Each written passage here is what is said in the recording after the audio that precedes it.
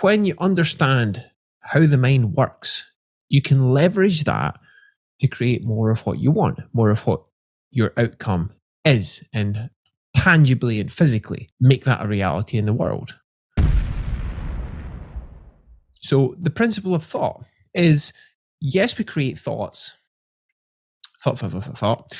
And to create more of the thought possibilities that we want, which are more choices to act upon, how can we have more of that, especially when you want to be more creative? Well, it's about understanding how thought works, because thought, when I'm talking about thought in this context, thought is not just about the content of thoughts, because when we think about thoughts, it's the stories, the narrative that the mind creates, the internal dialogue or monologue sometimes, which is, oh, I want to create that.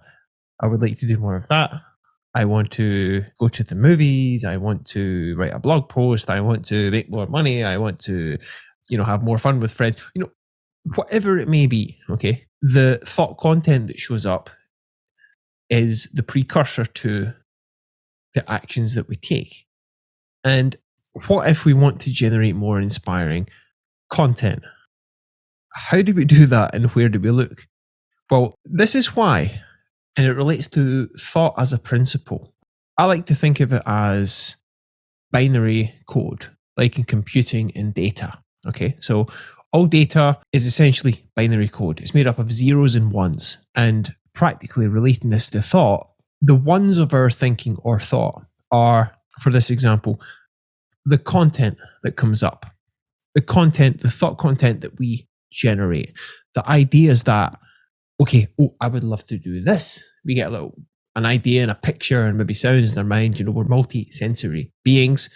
We get ideas. So I'd love to create that. Or next time I meet with that person, I'd actually love to go over that point. Or this thing that I'm working on, this project, actually, this seems like, based on what I've processed, the next thing to do to really move that forward as effectively as I can.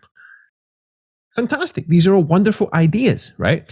Now, what's the source of those ideas? Which leads us on to the other part. So beyond the thought content, the ones of thought, we can look to the zeros of thought, which takes us from content into context.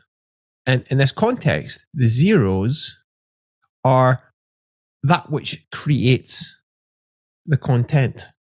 And when it comes to the psychological aspect, the other component to thought is not what we think of as thought, just the ideas, but the space in which thoughts occur, which you can refer to as a meditative state, or, simply put, a state of calmness, a state of what you may call clarity. That state when you may watch a sunset and just be present with that, or when you find yourself doing what you normally do and you're just really in the flow with it. It could be if you're working on a job, you just get stuff done all day and you're not really thinking about it.